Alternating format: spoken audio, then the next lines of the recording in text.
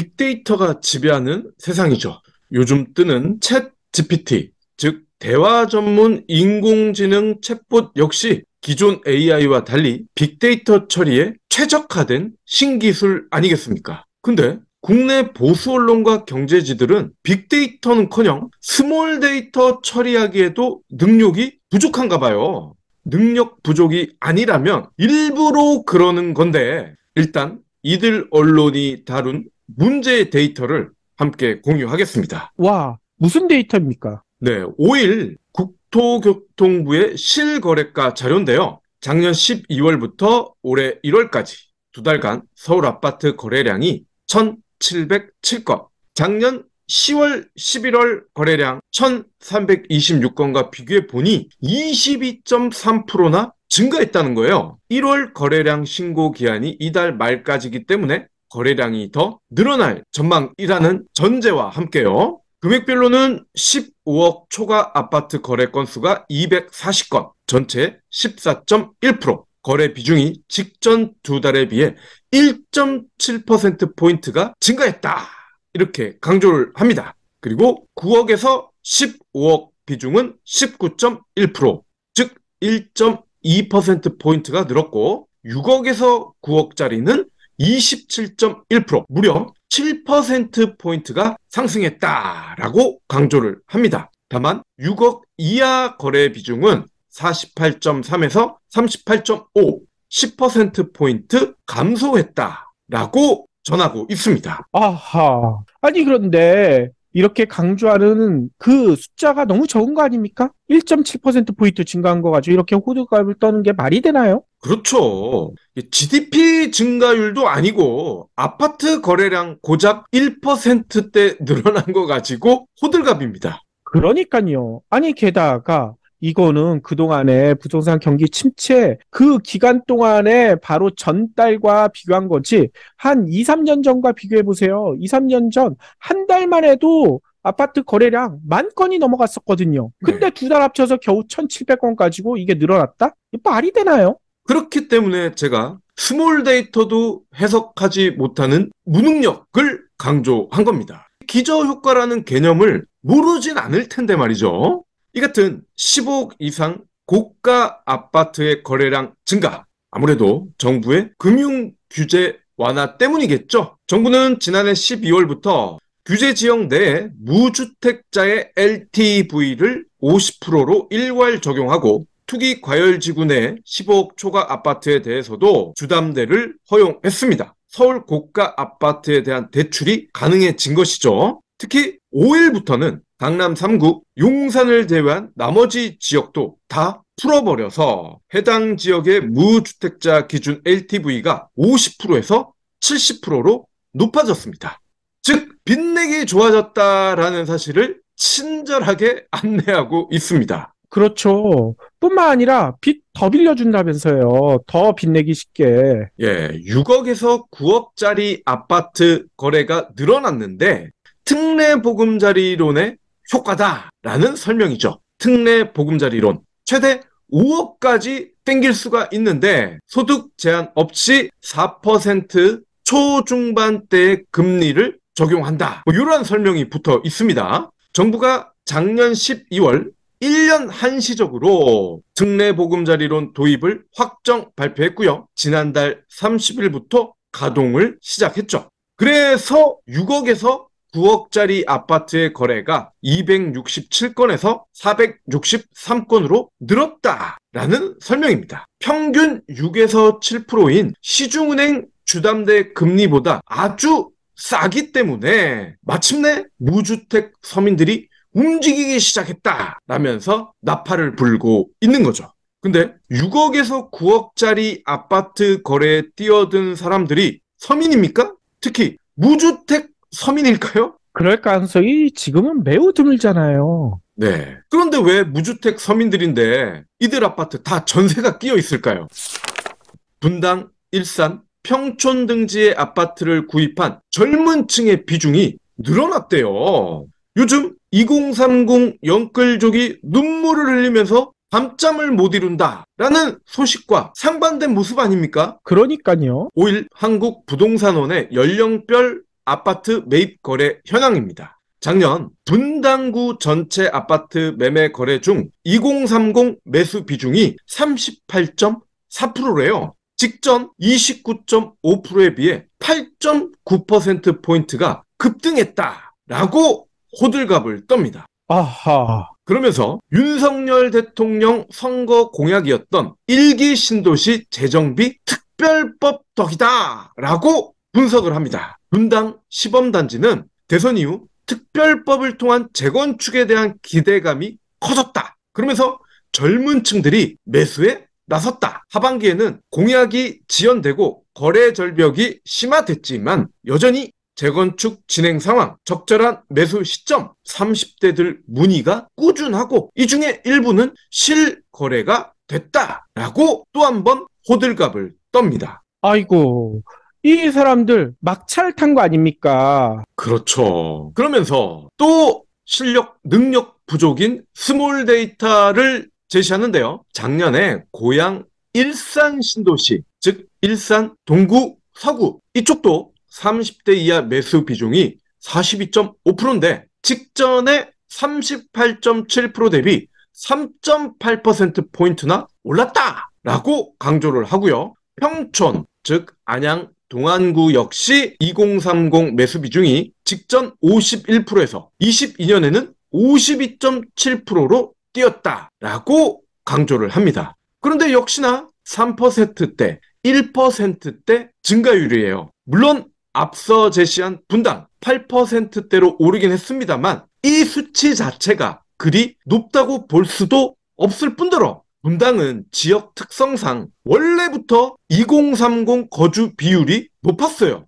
인근에 IT 기업, 벤처 기업, 스타트업이 많지 않습니까? 그러니까요. 아니, 게다가 한 해 전체 자료를 가지고 비교하는 거잖아요. 2021년과. 네. 근데 지난해 다들 아시다시피 부동산 경기 하반기부터 꺾이기 시작했거든요. 상반기와 하반기 역시나 차이가 클 텐데 이걸 뭉뚱그려서 지난해 전체 이렇게 늘어났다. 이거는 데이터를 진짜 박 PD가 얘기한 대로 스몰로 보고 있는 것 같아요. 예. 능력이 없다는 게 여기서도 드러나죠.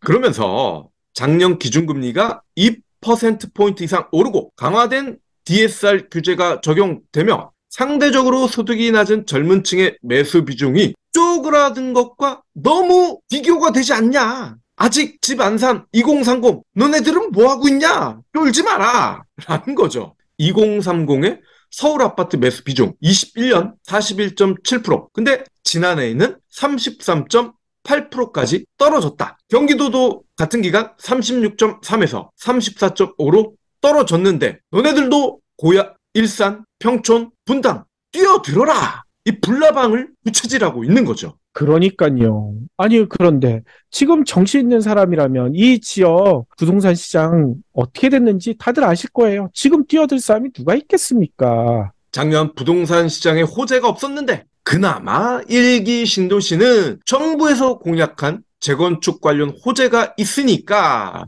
이제라도 막차를 타봐라 라고 꼬드기는 거고요. 그러면서 특례보금자리론이라는 아주 신박한 아이템도 때맞춰 등장했으니 너희들도 저렴하게 빚내보렴이라고 부채질을 하고 있는 겁니다. 자, 근데 이번 데이터를 함께 보시죠. 아실이라는 부동산 빅데이터 업체의 자료입니다. 올해 거래된 아파트 중에 기존 최고가 대비 가격이 가장 많이 떨어진 단지 강남 도곡 렉슬 119제곱미터인데요. 와우, 놀랍습니다. 21년에요. 41억을 찍었대요. 아파트 가격이 41억이다. 놀랍지 않습니까? 그런데 더 놀라운 일이 지난달 9일 벌어졌는데요. 41억짜리가 26억 5천만 원으로 떨어져서 거래가 됐대요. 1년 3개월 만에 14억 5천만 원이 증발했습니다.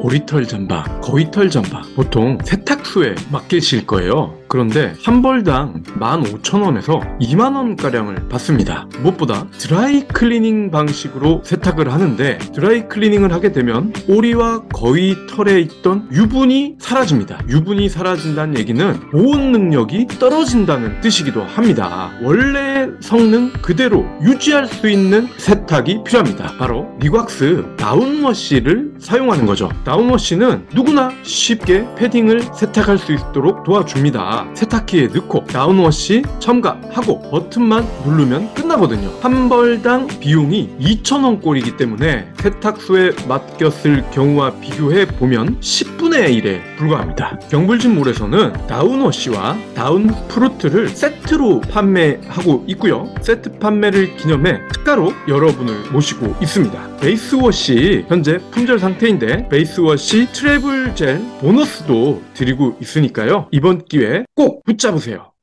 근데 이거는 약과일 것 같아요. 더 떨어지지 않을까요? 예, 앞으로는 당연히 더 떨어질 겁니다. 근데 보곡동만 그러느냐? 그럴 리가 없죠. 많이 떨어진 순으로 살펴보면요. 탑 20 모두 강남, 서초, 송파입니다. 반포 주공 1단지 75제곱미터 작년 5월 37억을 찍었는데 8개월 만인 지난달 약 13억 원이 날아갔습니다. 상위 20에 가장 많은 아파트 이름을 올린 곳은 송파, 잠실주공 5단지, 올림픽 선수 기자촌 2단지, 파크리오, 헬리오시티 이들 4개 단지 총 9개 세대가 포함이 됐는데요. 9억 8천만 원 떨어지는 거 이건 일도 아닙니다. 이제는 앞으로는 더 계속 떨어질 겁니다. 아파트 값이 많이 오른 지역일수록 더 많이 빠지고 있죠. 실제 수요보다는 금리와 심리적 요인의 영향을 더 크게 받기 때문입니다. 최근 1년간 집값 하락률이 이들 세 구에서 가장 높은 이유인데요. GTX 덕에 올랐다가 GTX 탓에 급락 중인 동탄 의왕 등지의 아파트도 마찬가지입니다.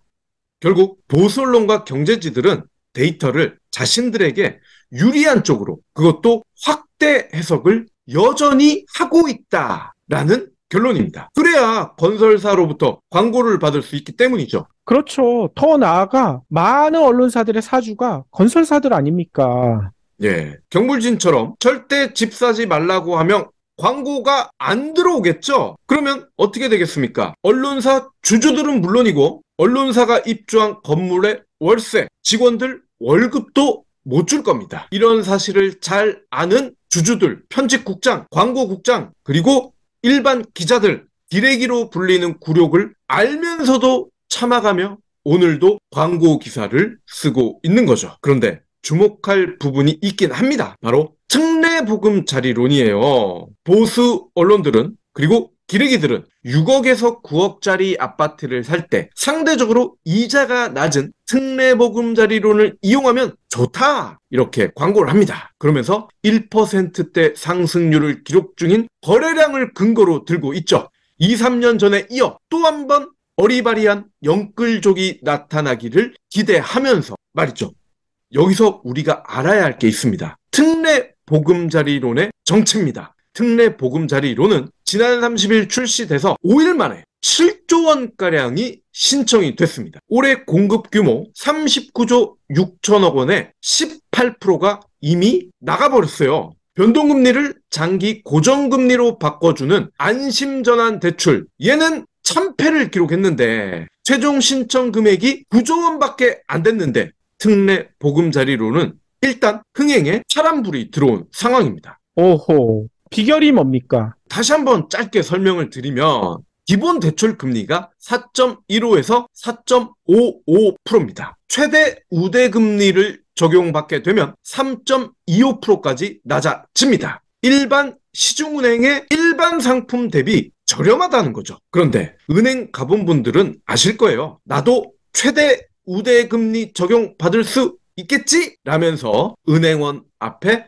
살포시 앉지만 일어날 때는 에이고, 나 역시 기본 대출금리 해당자구나 라는 사실을 알게 됩니다. 그렇습니다. 4.15%도 쉽지 않아요. 3.25는요, 딴 나라 얘기입니다. 대부분은 4.3에서 4.5%를 적용받을 겁니다. 그런데 이마저도 결코 낮은 금리가 아니에요. 우리가 영끌족들이 너도 나도 집을 샀던 그 시절, 그때 2%대였잖아요. 근데 지금은 낮다고 하는데도 4.3에서 4.5입니다. 더블이에요. 그러니 이자가 꽤 떨어졌네 라고 착각하면 안 된다는 겁니다. 그러니까요. 아니, 게다가 요즘 시중 대출 금리도 많이 떨어져서 4%대가 가능하잖아요. 특례 보금자리론이랑 크게 차이가 없다라는 지적도 많이 나오고 있더라고요.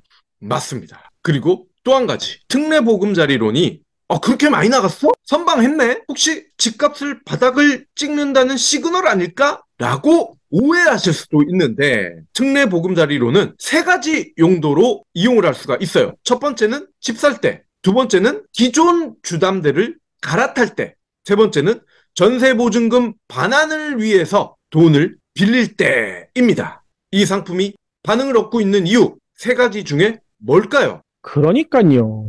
지금 역월세까지 얘기가 나올 정도로 전세 관련돼 가지고 난리가 났잖아요. 예, 집을 새로 살 때가 아니라 있던 빚 다시 갈아타고 전세빚 갚아주기 위해서 신청을 하는 겁니다. 돈밖에 모르고 서민이나 중산층을 속이려고만 하는 보수 언론과 경제지의 발악, 오늘도 계속되는데 또 속으면 그건 속이는 사람이 아니라 속는 사람의 잘못이잖아요.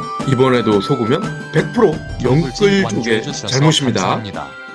하트 투척, 댓글 남기기, 링크 공유, 계좌 후원 등 경불진 두 PD에게 힘을 보태주세요. 더 좋은 내용으로 보답하겠습니다.